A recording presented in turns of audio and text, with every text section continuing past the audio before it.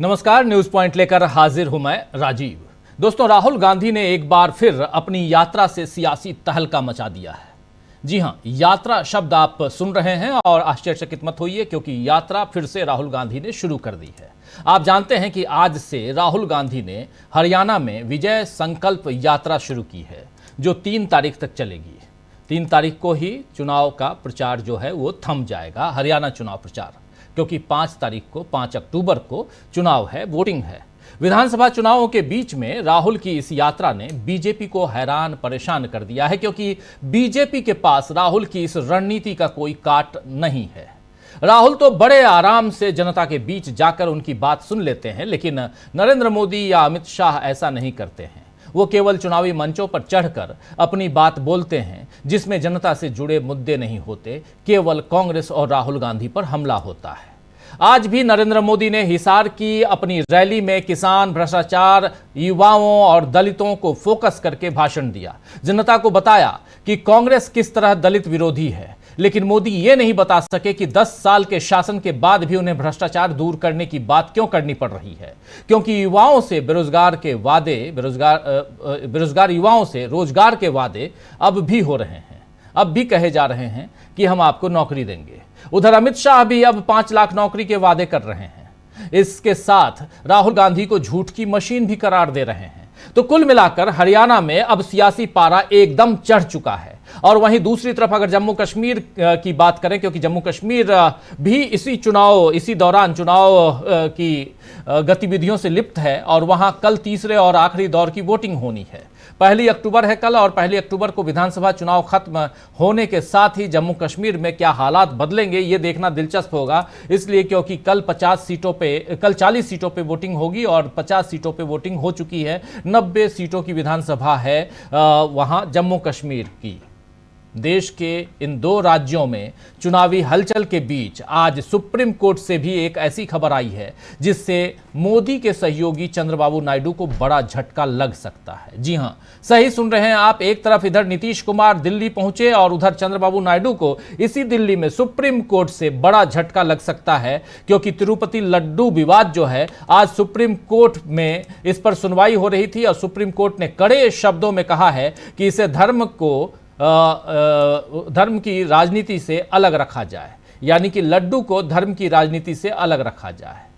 Supreme court ने चंद्रबाबू नायडू के लिए कहा है कि आप संवैधानिक पद पर हैं, हम उम्मीद करते हैं कि भगवान को राजनीति से दूर रखा जाए। अगर आपने पहले ही जांच के आदेश दे दिए थे तो मीडिया में जाने की क्या जरूरत थी। लैब रिपोर्ट जुलाई में आई, आपका बयान सितंबर में आया, रिपोर्ट में भी सब कुछ साफ नहीं है। यह बात सुप्रीम कोर्ट का कहना है, और बहुत महत्वपूर्ण बात, इसलिए क्योंकि जब आपने जांच के आदेश पहले दे रखे थे, तो आप सितंबर में क्या कर रहे थे? जुलाई में रिपोर्ट आई है, लैब की रिपोर्ट, और सितंबर में आप बयान दे रहे हैं। मतलब क्या है?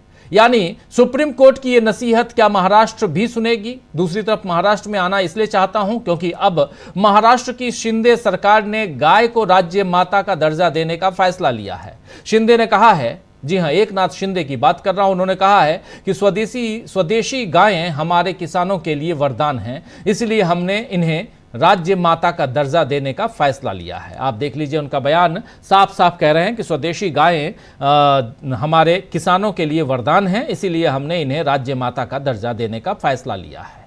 आपको याद होगा दोस्तों कि कर्नाटक चुनाव से पहले हिजाब को बीजेपी ने मुद्दा बनाया था। फिर मोदी कर्नाटक चुनाव के बीच में ही बजरंग बली को लेकर आ गए थे, लेकिन फिर भी बीजेपी वहां हार गई थी। ऐसे में महाराष्ट्र में चुनाव से पहले गाय पर आया यह फैसला क्या सियासी फायदा दिलाएगा, यह देखना बहुत दिलचस्प होगा। वैसे बीजेपी देश में किसी न किसी तरह हिंदुत्व को फिर से राजनीति के केंद्र में लाने की कोशिश कर रही है, मगर राहुल गांधी जनता के बीच उतरकर कुछ और ही संदेश दे रहे हैं। आइए जरा ये जो विजुअल देख रहे हैं, इस विजुअल की बात हम करेंगे बाद में। ये राहुल गांधी की ही तस्वीर है। राहुल गांधी जो आज यात्रा लेकर निकले हैं उसी का विजुअल है, इस पर चर्चा करेंगे, इसको फुल स्क्रीन हम दिखाएंगे। लेकिन उससे पहले आइए जरा सुन लेते हैं राहुल गांधी का एक दूसरा बयान। जब ये इस यात्रा की वो शुरुआत कर रहे थे तो उन्होंने जो भाषण दिया है, उसी भाषण के एक छोटे से हिस्से को, अंश को आप देखिए जरा, सुनिए क्या कह रहे हैं राहुल गांधी। पैसा जाता है अदानी जी को, सरकार का डिफेंस का बजट का हजारों करोड़ रुपए जाता है, उसमें से उनके जो मित्र हैं, जो प्रधानमंत्री जी हैं, उनकी पार्टी को पूरी सपोर्ट मिलती है। मीडिया में अदानी जी 24 घंटा एनडीटीवी पे, बाकी चैनलों पे अंबानी जी, नरेंद्र मोदी जी का चेहरा दिखाते रहते हैं।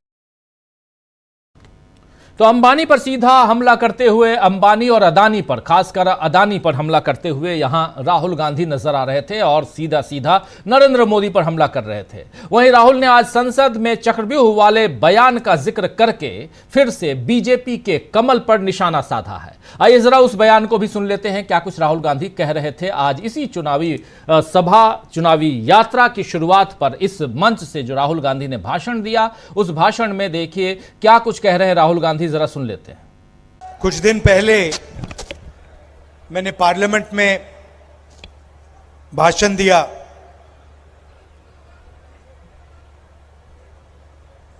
महाभारत के बारे में, कुरुक्षेत्र के बारे में, और वहां मैंने कहा कि महाभारत के युद्ध में कौरवों ने अभिमन्यु को चक्रव्यूह में घेर के मारा था।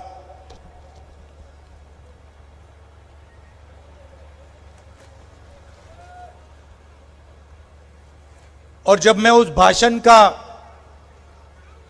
रिसर्च कर रहा था तो मैंने चक्रव्यूह के बारे में इंटरनेट पे थोड़ी रिसर्च की और पता लगा कि चक्रव्यूह का दूसरा नाम पद्मव्यूह होता है।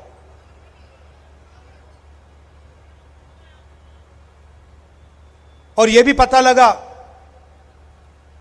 कि चक्रव्यूह में, महाभारत में हजारों सैनिक थे, मगर चक्रव्यूह को 6 लोग चलाते हैं। शेप उसकी कमल जैसे होती है, जो हमारे बीजेपी का, जो जैसे ये कांग्रेस का है अभय मुद्रा, ये देखो,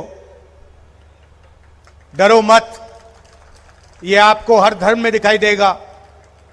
यहां हमारे सामने गुरुद्वारा है, गुरु नानक जी की फोटो देखेंगे। आज इंटरनेट पे जाना, गूगल सर्च करना, गुरु नानक जी की फोटो देखोगे तो आपको वो ऐसे अभय मुद्रा आपको दिखाई देगा। शिव जी की फोटो, बुद्ध भगवान की फोटो, महावीर, सबकी फोटो में आपको ये अभय मुद्रा, डरो मत, घबराना नहीं है, ये आपको दिखाई देगा। तो ये पद्मव्यूह जो कमल का चिन्ह है, इसी शेप में महाभारत में चक्रव्यूह बनाया गया और इससे अभिमन्यु को मारा गया, उसकी हत्या की गई। 6 लोग थे।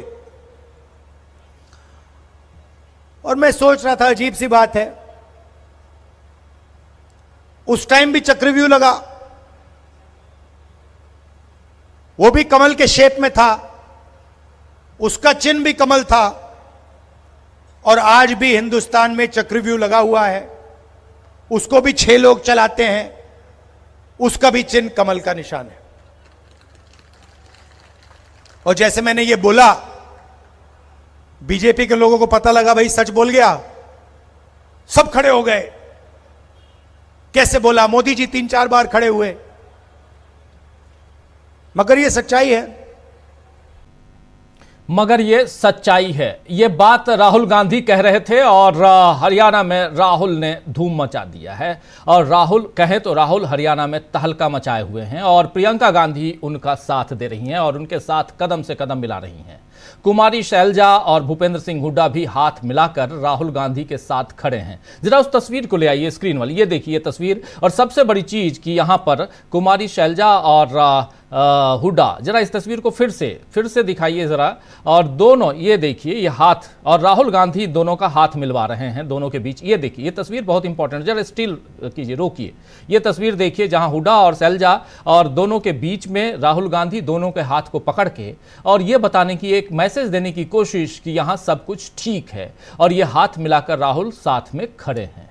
इन सब का असर बीजेपी पर किस तरह पड़ रहा है, इसकी आज हम चर्चा करेंगे दोस्तों। और प्रियंका गांधी को आप देख रहे हैं, ये तमाम तस्वीरें क्या कहती हैं। लेकिन इससे पहले जब ये यात्रा यहां से निकलती है और आगे बढ़ती है, कई पड़ाव, अलग अलग पड़ाव, और इन पड़ावों में राहुल गांधी कई जगह रुकते हैं, भाषण देते हैं। उसी में से एक तस्वीर ये देखिए, इसको आप फुल स्क्रीन ले आइए जरा। ये दिखाना हमारे तमाम साथियों को जरूरी इसलिए है क्योंकि इससे समझ में आएगा कि हरियाणा में चल क्या रहा है। जरा इसको गौर से देखिए। अगर आप छोटे स्क्रीन पे देख रहे हैं तो इसको जूम करके आप देख सकते हैं, यानी मोबाइल पे देख रहे हैं तो आप देखिए जरा सड़कों पे। ये सामने जो है ये सड़क है, हाईवे है जहां तक मैं देख पा रहा हूं, और हाईवे पर ऊपर आप देखिए लोगों का हुजूम, नीचे आप देख ही रहे हैं लोगों का जो जनसैलाब जिसे कहते हैं वो देख रहे हैं आप, समर्थन में, राहुल गांधी के समर्थन में।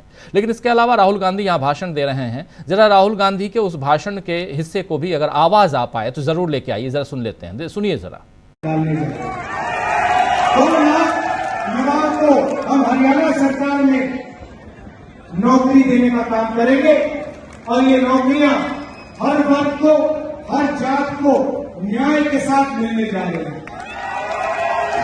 जाति जनगणना का मैंने डालने जा रहा है। 2 लाख युवाओं को हम हरियाणा सरकार में नौकरी देने का काम करेंगे और ये नौकरियां हर वर्ग को, हर जात को न्याय के साथ मिलने जा रहे हैं।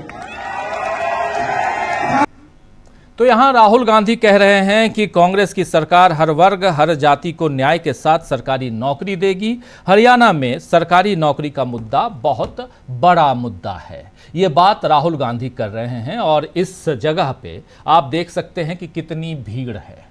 भीड़ मतलब जन सैलाब, मतलब जन समर्थन राहुल गांधी के लिए। और यहीं से हरियाणा की बदलती तस्वीर में परेशान क्यों है भाजपा, क्या पलट गया है हरियाणा का चुनाव भाजपा के हिसाब से। चलिए सब समझने की कोशिश करते हैं। हमारे साथ कुछ वरिष्ठ साथी जुड़े हुए हैं, उनसे और बेहतर ढंग से समझते हैं। आइए जरा स्क्रीन पर ले आइए हमारे पांचों साथी। देखिए स्क्रीन पे हैं, अमलेंदु उपाध्याय जी हैं, सुनील शुक्ला जी हैं, जयशंकर गुप्ता जी हैं, डॉक्टर प्रकाश हिंदुस्तानी जी हैं और प्रशांत टंडन जी हैं। आप पांचों का स्वागत है और स्वागत इस्तकबाल आप तमाम दोस्त साथी शुभचिंतक आप सबका जो अब तक जुड़ चुके हैं, जो जुड़ने वाले हैं इस कार्यक्रम में।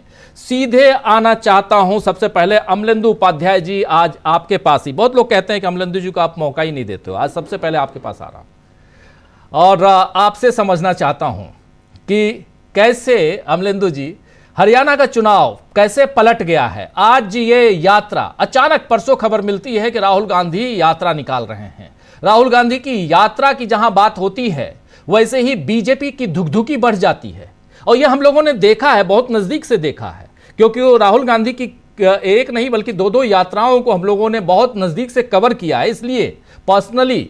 और आपने भी, प्रशांत जी ने, जयशंकर जी ने, सुनील शुक्ला जी ने, प्रकाश जी ने भी, इंदौर में प्रकाश जी भी शामिल थे। तो इसलिए आप पांचों ने इस यात्रा को बहुत नजदीक से कवर किया है, देखा है। और उसी में राहुल गांधी की आज जो यात्रा शुरू हुई उसमें ये जो सैलाब आपने देखा, और इसके बाद क्या ये कह सकते हैं कि पलट गया है? या दूसरी तरफ आपने भाषण सुन लिया, मैं वो भाषण सुना नहीं रहा हूं, दिखा नहीं रहा हूं जो भाषण आज नरेंद्र मोदी ने दिए और जो भाषण आज अमित शाह ने दिए, वही बातें जिसमें कहीं ना कहीं राहुल बाबा से शुरू होती है बात और कहीं और अटक जाती है। जरा आपसे समझता हूं, कैसे देखते हैं इस तस्वीर को और कैसे कहेंगे कि ये चुनाव पलट गया है? राजीव जी, ये चुनाव बिल्कुल पलट गया है और ये जो बीच का विजुअल हमारे और आपके बीच में चल रहा है, ये साफ तौर पे बता रहा है कि बाबा साहब डॉक्टर अम्बेडकर का की जो प्रतिमा लगी हुई है उसके नीचे इकट्ठा हुआ ये सैलाब जो है, ये संविधान की रक्षा के लिए जमा हुआ सैलाब है। और राहुल गांधी इस सैलाब से मुखातिब है। राहुल गांधी ने आज, राजीव जी, जिस तरीके से धड़ाधड़ दिया है बीजेपी को, वो धड़ाधड़ बीजेपी को बहुत परेशान करेगा। लोकसभा चुनाव के दौरान राहुल गांधी का खटाखट जो था उसने मोदी जी को बहुत परेशान किया था। अब ये धड़ाधड़ जो आज राहुल गांधी ने शुरू किया है, ये भी मोदी जी को बहुत और भारतीय जनता पार्टी को बहुत परेशान करने वाला है। इधर जो सुनामी को लेकर राहुल गांधी ने कहा, अडानी को लेकर जिस तरीके से बातें की राहुल गांधी ने, वो सीधा सीधा मोदी जी के ऊपर प्रहार था। और राहुल गांधी ने कहा कि ये मोदी जी की सरकार नहीं है, ये बीजेपी की सरकार नहीं है, ये अडानी की सरकार है और हमको अडानी की सरकार नहीं चाहिए। यानी सीधे सीधे राहुल गांधी जो लोकसभा में एजेंडा लेकर चल रहे थे राजीव जी, उसी एजेंडे को लेकर राहुल गांधी हरियाणा के विधानसभा चुनाव में भी गए। और हरियाणा के विधानसभा चुनाव में उन्होंने जिन मुद्दों को छुआ है राजीव जी, उनसे हरियाणा का आवाम सीधे सीधे जुड़ा हुआ है। चाहे वो एमएसपी का मुद्दा हो, चाहे वो अडानी का मुद्दा हो, चाहे वो शिक्षा का मुद्दा हो, रोजगार का मुद्दा हो, ये सारे मुद्दे जो है वो हरियाणा के आवाम से सीधे सीधे जुड़े हुए मुद्दे हैं। तो ये बीजेपी को परेशान करने वाले हैं। राहुल गांधी सीधे सीधे हरियाणा के आवाम से मुखातिब हो रहे हैं और उन मुद्दों को उठा रहे हैं जो कि हरियाणा की आवाम की एक तरह से कहा जाए दुखती हुई रग है, उसको राहुल गांधी जो है वो एक तरह से मरहम लगाने का काम कर रहे हैं। तो ये काफी ज्यादा मुझे लगता है कि हरियाणा की जनता को एक तरह से कहा जाए वो सुकून देने वाली चीजें हैं राहुल गांधी जो बातें कर रहे हैं। जबकि नरेंद्र मोदी या अमित शाह जो बातें कर रहे हैं राजीव जी, वो अभी भी अपनी नफरत की राजनीति से बाहर निकल कर नहीं आ पाए हैं, जो नफरत की राजनीति भारतीय जनता पार्टी अभी तक करती रही है। और उस राजनीति को नरेंद्र मोदी अमित शाह ने उसको और ज्यादा व्यापक रूप से फैलाया है। लेकिन 4 जून 2024 के बाद भी झटका लगने के बावजूद भारतीय जनता पार्टी अपनी नफरत की राजनीति से दूर नहीं जा पा रही है। तो ये नरेंद्र मोदी की और अमित शाह की, भारतीय जनता पार्टी की एक हार ही समझी जा सकती है कि लोकसभा में आप जिस चीज को लेकर चले थे और जो आपका मुख्य अस्त्र था, उसको जनता ने जब धता बता दी, तब भी आप उस अस्त्र को छोड़ नहीं पा रहे, चूंकि आपके पास दूसरी बातें करने के लिए नहीं है। राहुल गांधी अगर रोजगार की बात कर रहे हैं या डंकी की समस्या की बात कर रहे हैं, तो नरेंद्र मोदी इसका क्या जवाब दे सकते हैं कि डंकी की समस्या का हल क्यों है। पिछले 10 वर्षों में राजीव जी, अभी मनीष सिसोदिया जो थे वो विधानसभा में बोल रहे थे जब दिल्ली की, तो उनका कहना था कि जिस तरीके से ईडी और आईटी का सहारा लेकर परेशान किया जा रहा है लोगों को, उसकी वजह से पिछले 10 सालों में सबसे ज्यादा लोग जो है सुविधा संपन्न लोग जो है उन्होंने भारत की नागरिकता छोड़ी है।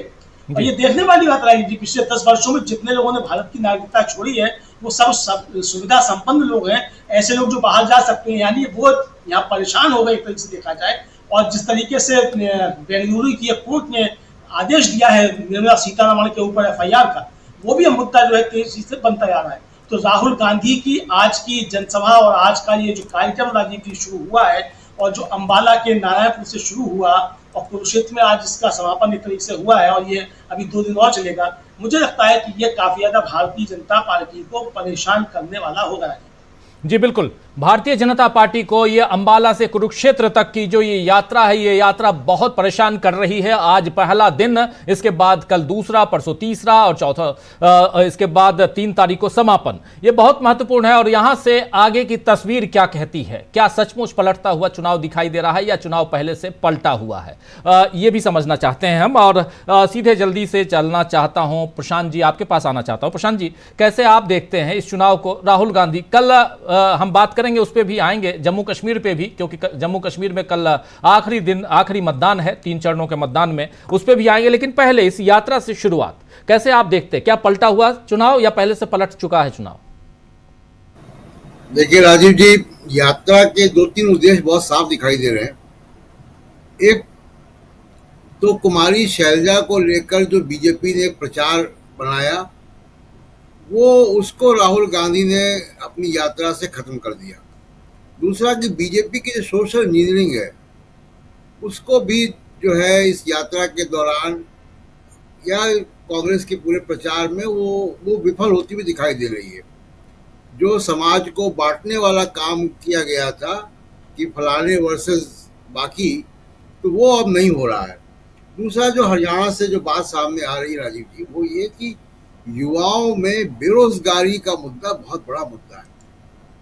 प्रधानमंत्री मोदी इस बात को एड्रेस ही नहीं कर पा रहे हैं, और उनकी एड्रेस करें भी तो उनकी क्रेडिबिलिटी नहीं होगी, क्योंकि 10 साल से आपकी सरकार थी वहां पे। और केवल आप ये नहीं कह सकते कि केवल हरियाणा में सरकार थी, केंद्र में भी सरकार थी, दिल्ली से सटा हुआ है। 11% बेरोजगारी युवाओं में बढ़ी है पिछले सिर्फ 1 साल में, सोचिए आप। इसलिए राहुल गांधी का जो डंकी यात्रा वाला जो रूट, डंकी रूट वाला जो पूरा मुद्दा जिस तरीके से राहुल गांधी ने उठाया, वो हरियाणा के लोगों को एकदम जो है वो उनके दिलों को छू गया। और इसका डेफिनेट तौर पे हम रिजल्ट में एक रिफ्लेक्शन दूसरी बात जो बहुत महत्वपूर्ण है, जो फीडबैक मुझे मिल रहे हैं तमाम जगहों से, वो ये कि मोदी और अमित शाह ने हरियाणा को सरेंडर कर दिया। हरियाणा पे मोदी और अमित शाह ने सरेंडर कर दिया है। अब ये फोकस कर रहे हैं महाराष्ट्र पे। वो मान के चल रहे हैं कि हरियाणा में अब हमको सरकार हमारी नहीं आ पाएगी, और वो कांग्रेस को एक तरीके से वो मान चुके हैं कि कांग्रेस की सरकार वहाँ आ रही है। तो ये एक बहुत महत्वपूर्ण फीडबैक है जो मुझे मिल रहा है कि मोदी और अमित शाह ने हरियाणा को छोड़ दिया है। वो रैलियां वगैरह सिर्फ इसलिए हो रही कि समर्थक जो है वो बीजेपी के कार्यकर्ता जो है हतोत्साहित ना हो, बहुत बुरी हार ना हो जाए, सिर्फ इतना रिपेयर करने के लिए ये सब चीज़ें हो रही हैं। वहाँ पे जो ज़्यादा सेंटीमेंट है वो यही है कि कांग्रेस की सरकार वहाँ पे बनने जा रही है। इस बात को अब बीजेपी के अंदर के लोग भी मान रहे हैं कि वो कांग्रेस को रोक नहीं सकते। केवल डैमेज कंट्रोल की बात वहाँ पे इस वक्त मोदी और अमित शाह केवल कर पा रहे हैं। फोकस उनका महाराष्ट्र में है। महाराष्ट्र में बहुत सारी दिक्कतें हैं, जैसे अभी आपने शुरुआत से बताई, उस पर हम चर्चा करेंगे जब महाराष्ट्र की बात करेंगे कि वहाँ पे इनको क्या चुनौतियाँ महाराष्ट्र में आने वाली है। जी बिल्कुल, आप सही कह रहे हैं। महाराष्ट्र की भी चर्चा करेंगे और जम्मू कश्मीर की भी चर्चा करेंगे, लेकिन उससे पहले चर्चा आज राहुल गांधी की जो आज से यात्रा शुरू हुई है, जिसमें उनका साथ दे रही हैं प्रियंका गांधी। और राहुल गांधी की दो तस्वीरें हमने आपको दिखाई। एक तस्वीर जिसमें आपने देखा कि वो कुमारी शैलजा और भूपेंद्र सिंह हुड्डा के हाथ को पकड़ के, दोनों के हाथ को मिलाकर बांधे हुए बिल्कुल जोर से वो दिखाई दे रहे हैं। दूसरी तस्वीर जो है वो है सीधे सीधे उस जन सैलाब, जन समर्थकों की, जो समर्थक राहुल गांधी के लिए आए हुए हैं, जिसमें राहुल गांधी बेरोजगारी को सबसे बड़ा मुद्दा बता रहे हैं और जो ये भाषण दे रहे हैं, जो रैली में जो अपनी बात रख रहे हैं, वो बाबा साहब अम्बेडकर की जो मूर्ति है वहां पे। तो इसलिए ये कैसे अंबाला से कुरुक्षेत्र तक की ये यात्रा कैसे आज एक मील का पत्थर साबित हो सकती है इस चुनाव में। क्या ये चुनाव पहले से जीते हुए चुनाव के रूप में अगर कांग्रेस देखती आई है तो उसको और भी जीत के अंतर को बढ़ाने के लिए है ये यात्रा, या कुछ और है, या यहां से जिस महाराष्ट्र की तरफ देखने की कोशिश अमित शाह और नरेंद्र मोदी कर रहे हैं कि वहां से कुछ मिल जाए, उसके लिए एक डर भरा पैगाम है, क्या कुछ है? जरा डॉक्टर प्रकाश हिंदुस्तानी जी आपसे समझना चाहता हूं, कैसे देखा जाए इस यात्रा को, चुनावी यात्रा राहुल गांधी की चुनावी यात्रा ने माहौल तो बदल दिया है, और अब बीजेपी ये चिंतन करेगी क्या मोदी जी को दोबारा हरियाणा भेजा जाए माहौल को ठीक करने के लिए। तो ये एक बड़ी गंभीर बात बीजेपी के लिए है कि बीजेपी की तमाम रणनीति अपनी अपनी जगह खेत रही हैं। आम आदमी पार्टी को पहले उन्होंने प्रोत्साहित किया कि कांग्रेस के साथ गठबंधन मत कीजिए, बीजेपी ने बहुत उसके पीछे जोर लगाया और अरविंद केजरीवाल ने सभी सीटों पर अपने उम्मीदवार उतार दिए। फिर चंद्रशेखर की पार्टी और जेजेपी का मुद्दा भी आया। फिर बीच में मायावती जी को भी प्रेरणा मिली कि हरियाणा में कुछ करें, वो भी पहले उत्सुक थी। इस सब के बीच जब राहुल गांधी गए और उन्होंने अंबाला को कुरुक्षेत्र बना दिया, आज यही कहना ठीक होगा कि जो कुरुक्षेत्र के मतलब महाभारत में जो कुरुक्षेत्र के हाल थे वो उन्होंने आज अंबाला में करके दिखा दिया। हाथ बदलेगा हालात का जो होर्डिंग है, ये एक ऐसा नारा है जो हरियाणा के लोगों को बहुत एक उनके लिए निर्णायक नारा है। कांग्रेस पार्टी ने अपनी रणनीतियां जो बदली है, और मजेदार बात है कि जब राहुल गांधी शुरू में कुछ दिन नहीं आए हरियाणा, तो बीजेपी जो भी प्रचार दुष्प्रचार कर रही थी कि देखिए इनमें कितनी फूट है, हम एक हैं, और अब जब राहुल गांधी गए तो बीजेपी के नेताओं की घिघिया बन गई कि वो क्या करें, क्योंकि जो प्रतिसाद, जो भीड़ राहुल गांधी को मिल रही है और जो नारे लग रहे हैं और सोशल मीडिया पर लोग जो वीडियो शेयर कर रहे हैं, उस सब से बीजेपी के सामने बहुत परेशानियां साफ नजर आ रही। लोग ये कहते हैं कि भाई जो बीजेपी कहते हैं कि हरियाणा मजबूत है, हरियाणा में बीजेपी मजबूत है, बीजेपी का किला मजबूत है, लेकिन लोग देख रहे हैं कि उस मजबूत किले की दीवारें दरक रही है, उस मजबूत किले की नींव हिल रही है, उस मजबूत किले की छत टपक रही है। तो भाई किला मजबूत कहां से है? जिस किले की छत टपक रही है, दीवारें दरक रही है, नींव हिल रही है, तो किला मजबूत कहां से है? अब लोग ये सवाल करने लगे। यानी ये एक भ्रम बनाने की कोशिश बीजेपी के आईटी सेल ने की थी कि हरियाणा तो हमारा ही है। लेकिन हरियाणा के किसानों की बातें करते वक्त न तो प्रधानमंत्री ने कोई सकारात्मक जवाब दिया, न दूसरे नेताओं ने जवाब दिया। बीजेपी ने अपने तमाम स्टार प्रचारकों को वहां भेजा, अपने जातीय समीकरण देखते हुए, अपने क्षेत्रीय समीकरण देखते हुए, और वे जो प्रतिसाद उन्हें मिला है, जिन्हें बीजेपी ने बड़ा स्टार प्रचारक माना था, उनकी सभाओं में 1000-2000 लोग जुटना भी मुश्किल हो गए। यहाँ तक कि प्रधानमंत्री की सभा में 5000-6000 लोग जब आए, तो इससे बीजेपी को लगा कि हालात थोड़े खराब है। इसीलिए ध्यान बटाने के लिए, कांग्रेस का ध्यान बटाने के लिए, अब देखिए कर्नाटक में सिद्धारमैया के खिलाफ ईडी को छू कर दिया गया है। तो उनकी कोशिश ये है कि जहां जहां प्रतिपक्ष के मुख्यमंत्री हैं, हेमंत सोरेन हो या अरविंद केजरीवाल हो या सिद्धारमैया, वहां ये नैरेटिव बनाया जाए कि देखिए ये विपक्ष के लोग हैं और ये भ्रष्ट हैं। अब सुप्रीम कोर्ट ने जब सोरेन को छोड़ दिया, अरविंद केजरीवाल को छोड़ दिया, तब भी ईडी अपनी हरकतों से बाज नहीं आ रहा, क्योंकि ईडी को जो लोग संचालित कर रहे हैं, उन्हें लगता है कि यही एकमात्र तरीका है जब वे अपनी पार्टी को बीजेपी की मदद कर सकते हैं। साफ साफ लगता है कि ईडी जो है वो बीजेपी की आनुषंगिक पार्टी की तरह काम कर रही है। तो ये सारी बातें एक साथ हो रही हैं और हरियाणा के लोग इस बात को देख रहे हैं और बीजेपी देख रही है कि उसके हाथ से पूरी की पूरी कमान छूटती जा रही है। क्या होगा ये बीजेपी को पता नहीं है। राहुल गांधी ने जो मुद्दे उठाए हरियाणा में, उन्होंने कोई नया मुद्दा नहीं उठाया, उन्होंने सारी बातें पुरानी ही कही। और अब देखिए बीजेपी के लिए, अब बीजेपी ने क्या किया कि अपने नाराज उम्मीदवारों को, नाराज नेताओं को पार्टी से निकालना शुरू किया, ताकि ये नया नैरेटिव सेट करें कि देखिए साहब, हम तो जो हैं इसलिए पिछड़ गए या हार गए क्योंकि हमारे लोगों ने भीतरी घात किया था। तो ये सारे बहाने बीजेपी देख रही है और बीजेपी का जो सपना था कि किसी भी तरह येन केन के कारण हरियाणा पर अपना कब्जा किया जाए, वो मुश्किल है।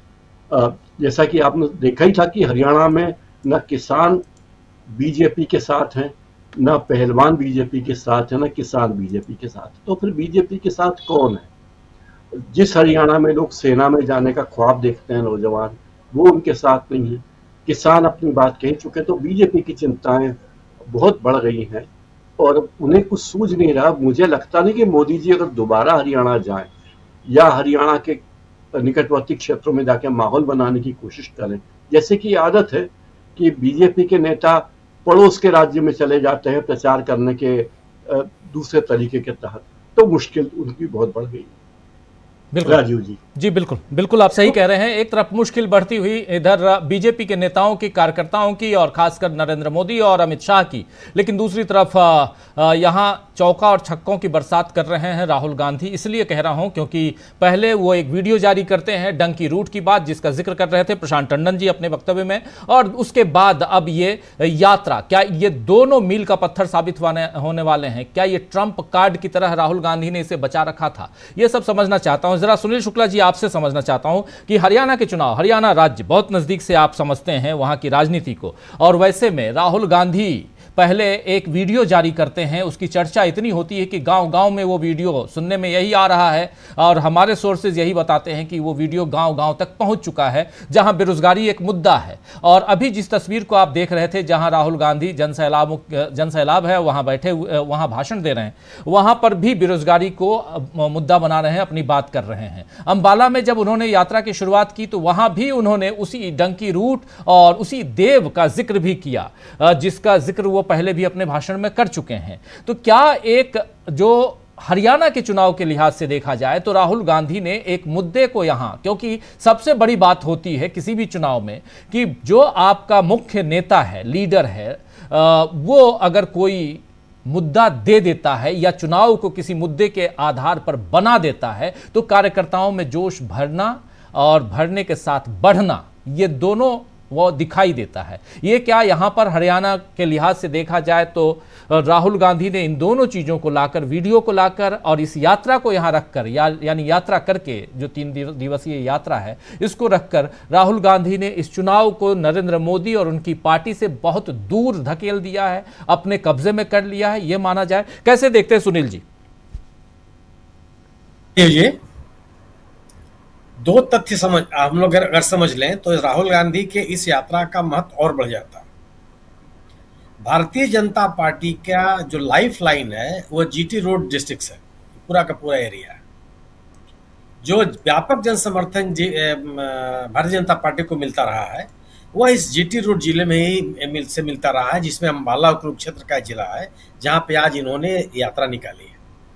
2014 में बहुत जबरदस्त सफलता मिली थी जीटी रोड इलाके में, और जहां से भारतीय जनता पार्टी पहली बार अपने बूते सत्ता में आई। अभी भी और इस समय जो नाराजगी है वह जीटी रोड में भी खूब अच्छी खासी दिखाई पड़ रही है।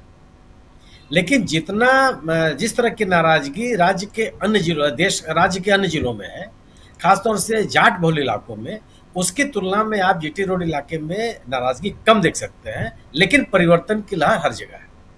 राहुल गांधी ने इस जीटी रोड इलाके में अंबाला और कुरुक्षेत्र में इस अपनी यात्रा को लोगों के बीच में जाकर के इस चुनाव को पूरी तरह से भारतीय जनता पार्टी के हाथ से बाहर खींचने की कोशिश की है।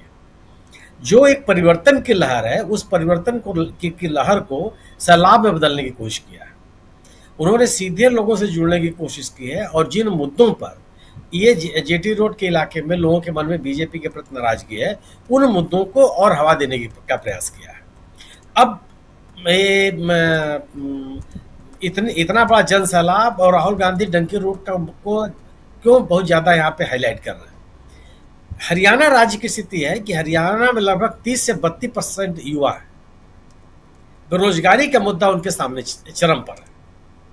किसानों के साथ साथ युवाओं का एक बड़ा वर्ग है, उन राज्यों में गिनती है हरियाणा की जहां पे युवाओं की संख्या अच्छी खासी है, खासतौर से 18 से 32 साल के युवाओं की। ये 2011 के अगर आंकड़े देखेंगे, और वह जब डंकी रूट की चर्चा करते हैं, बेरोजगारी से तंग आकर के देश छोड़ने वाले हालात की आप चर्चा करते हैं, रोजगार के अभाव में जमीन जायदाद परिवार को छोड़ करके विदेश जाने के लिए मजबूर युवाओं की आप चर्चा करते हैं, तो पूरे के पूरे माहौल को आप अपने पक्ष में करते हैं और उनको आप यह आश्वासन देते हुए नजर आते हैं। जब आप यह आश्वासन देते हुए खुद खड़े होते हैं कि आप बेरोजगारी की समस्या का समाधान करेंगे, रोजगार ही नहीं सरकारी नौकरी देने का प्रयास करेंगे। आप यह कहते हैं कि अग्निवीर एक तरह से सैनिकों के पेंशन को छीनना, और जब अगर हमारी सरकार बनती है तो हम इस अग्निवीर योजना को समाप्त कर देंगे। लोगों का आकर्षण, खासतौर से युवाओं का आकर्षण कांग्रेस के प्रति और बढ़ जाता है। राहुल गांधी को जाट लैंड में उतनी मेहनत करने की आवश्यकता नहीं है। जाट लैंड खासतौर से ये आपका झज्जर, सोनीपत और रोहतक की अगर आप बात करें तो 2014 में बीजेपी के बड़ी जबरदस्त ताकत के बावजूद भी इनको जन समर्थन मिला था जी। कांग्रेस को वहां पर निराशा हाथ नहीं लगी थी, लेकिन जीटी रोड के इलाके में उस तरह का जन समर्थन नहीं मिला जो कांग्रेस उम्मीद कर रही थी, और लगभग 2014 के चुनाव में सफाया हो गया था। 2019 के चुनाव में फिर वापस लौटी है और मजबूती के साथ लौटी है। आज और जब ये लोकसभा का चुनाव आप देखेंगे तो इस इलाके में भारतीय जनता पार्टी के मुकाबले कांग्रेस का जो मत प्रतिशत है वो बेहतर है, और कांग्रेस ने अच्छा राजनीतिक अपनी उपस्थिति दर्ज की है।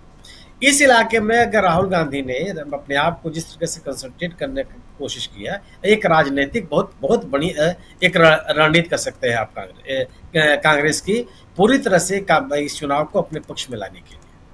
राहुल गांधी के प्रति लोगों के मन में एक आकर्षण है। राहुल गांधी ने लोगों की विश्वसनीयता हासिल की है। राहुल गांधी ने कांग्रेस पार्टी की ओर से जो आश्वासन दिए हैं वह अपील करती हुई नजर आ रही है, और वह जो बीजेपी सरकार के खिलाफ जो एंटी इनकम्बेंसी है, वह राहुल गांधी की इस तरह की यात्राओं से वह एंटी इनकम्बेंसी और प्रभावी हो जाती है। मेरा अपना मानना यह है कि जीटी रोड के इलाके में राहुल गांधी ने कंसंट्रेट करके भारतीय जनता पार्टी की जो बची खुची ताकत है उसको भी कमजोर करने का प्रयास किया, क्योंकि जाट लैंड में भारतीय जनता पार्टी उतनी मजबूत नहीं है। जाट किसानों के आंदोलन के कारण और महिला पहलवानों के आंदोलन के कारण जाटलैंड के इलाके में जहां सर्वाधिक सीटें, लगभग 40 सीटें जाटलैंड में ही है, लेकिन इस इलाके में भी जीटी रोड के इलाके में लोग 27 सीटें। ये ऐसा इलाका है जहां जो भारतीय जनता पार्टी को ताकत देता रहा, लेकिन जाटलैंड में भारतीय जनता पार्टी के मुकाबले कांग्रेस का समर्थन बेहतर रहा। अहिरवाल के इलाके में भी कांग्रेस की स्थिति बेहतर रही है बीजेपी की तुलना में, लेकिन अहिरवाल के इलाके में जो अन्य क्षेत्रीय दल हैं वो भी थोड़ा बहुत अपनी मौजूदगी दर्ज करा देते हैं, लेकिन 2019 के लोकसभा के चुनाव में उनको सफलता नहीं मिली। तो जीटी रोड के इलाके में जहां भारतीय जनता पार्टी अपनी ताकत बटोरने का या अपनी राजनीतिक वजूद को बनाए रखने का प्रयास कर सकती है, इन इलाकों में जीत को सुनिश्चित करने का राहुल गांधी का यह अभियान है। इस अभियान में जो उभरा हुआ जो जनसलाब है, यह बताता है कि कांग्रेस के द्वारा दिए गए आश्वासन, कांग्रेस के द्वारा प्रस्तुत किए गए वैकल्पिक नीतियां और बीजेपी के खिलाफ खड़े किए गए राजनीतिक माहौल का जन समर्थन उसको मिल रहा है। और आज के इस रैली, अभी तो यही कहा जा रहा था कि राहुल गांधी और प्रियंका गांधी या कांग्रेस के बड़े नेता हरियाणा के चुनाव में नहीं उतर रहे हैं। राहुल गांधी ने पिछले दिनों से हरियाणा के चुनाव में शामिल होने की कोशिश की। पहले वो डंकी रूट वाला अपना वीडियो जारी किया, उस परिवार से जाकर के मिले। उसके पहले आप याद कीजिए तो खेत में जाकर के वो धान रोपती महिला किसानों से जाकर के मिले। तो इस पूरे इलाके में, जीटी रोड के इस पूरे इलाके में राहुल गांधी ने एक बहुत स्ट्रेटेजिक रूप से अपने आप को स्टेब्लिश करने और लोगों से कनेक्ट करने की कोशिश की है। यह अंबाला और कुरुक्षेत्र की वही कोशिश है कि इस पूरे के पूरे इलाके में भारतीय जनता पार्टी का जो भी जनाधार है उसको कांग्रेस की तरफ लाया जाए, क्योंकि इस इलाके के लोग कोई प्रतिबद्ध मतदाता बीजेपी के नहीं है। वो समय समय पर बीजेपी का समर्थन करते रहे हैं, बीजेपी के आश्वासनों के कारण। फ्लोटिंग कांग्रेस या फ्लोटिंग वोटर्स स्विंग वोटर्स हैं। उन स्विंग वोटर्स अब कांग्रेस की तरफ जाते हुए दिख रहे हैं, और इसका सबसे बड़ा प्रमाण इस साल का लोकसभा का चुनाव भी है। राहुल गांधी ने किसानों के बीच में जाकर के, महिला किसानों के बीच में जाकर के, डंकी रूट से वाले किसान में जो यूथ हैं उनके परिवारों से मिलकर के इस कनेक्ट को और बेहतर किया, संवेदना के स्तर पर उन्होंने जोड़ने की कोशिश की है। और ये जो रणनीति अपनाई राहुल गांधी ने, यह कांग्रेस बीजेपी के लिए बहुत घातक है, क्योंकि बीजेपी अब संवेदना के स्तर पर तो पहले से ही जुड़ी हुई थी, लोगों के मन में पहले से नाराजगी थी। गवर्नेंस की बात नहीं कर पा रही है, वो स्वीकार कर चुकी है कि उसने 10 साल में कुछ नहीं किया, क्योंकि अपना मुख्यमंत्री उसने बदल दिया। मुख्यमंत्री का बदलना एक तरह की जन स्वीकृति है, लोगों के सामने की स्वीकृति है वो कि मैं राजनीतिक रूप से कुछ नहीं कर पाया, गवर्नेंस के मुद्दा के फ्रंट पे हमारी उपलब्धियां कुछ नहीं। तो आप वही स्थिति आप स्वीकार कर चुके हैं। संगठनात्मक स्तर से भी आप कमजोर हुए। जो राजनीतिक ताकतें 2019 में आपको सत्ता में लाई, उनके खिलाफ आपसे ज्यादा विरोध है बीजेपी के, क्योंकि वो ताकतें बीजेपी के खिलाफ चुनाव लड़के 2019 में चुनाव जीती थी, 10 सीटें जीती, तब 4 सीटें जीती।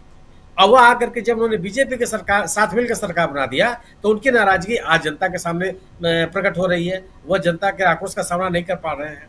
तो आपके साथ सहयोगी, बीजेपी के साथ कोई सहयोगी रहा नहीं।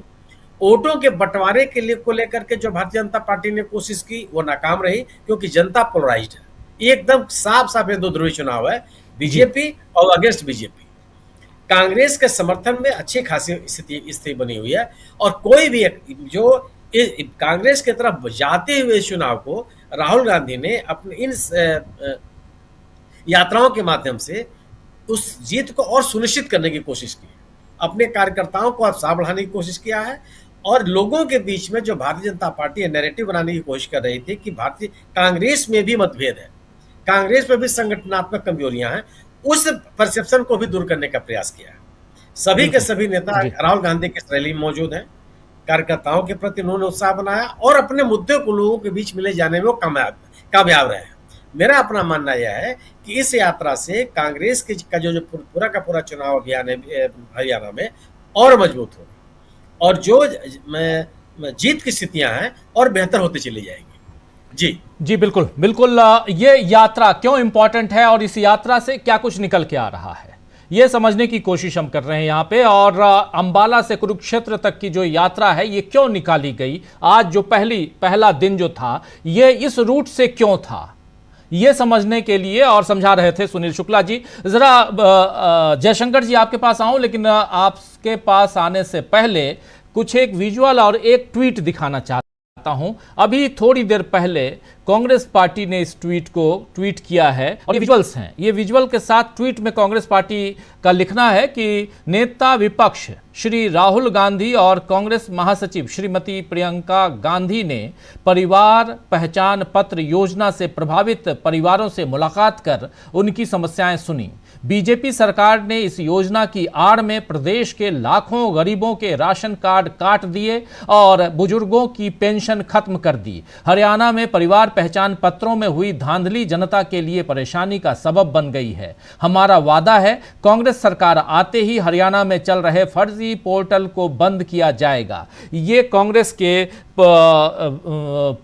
जो हैंडल है वहां से, ट्विटर हैंडल वहां से ये पोस्ट किया गया है। और उसके साथ साथ जो अभी थोड़ी देर पहले विजुअल्स देख रहे थे, और इसमें भी विजुअल्स आपने देखा कि जिसमें राहुल गांधी और प्रियंका गांधी, कुमारी सैलजा, ये सब लोगों से मुलाकात कर रहे हैं, बातें कर रही हैं। और इंपॉर्टेंट बात वही कि जो पहचान पत्र की बात है, इसकी बात हो रही है, जिसका जिक्र इस ट्वीट में लिखा गया है, जिसका जिक्र इसमें है।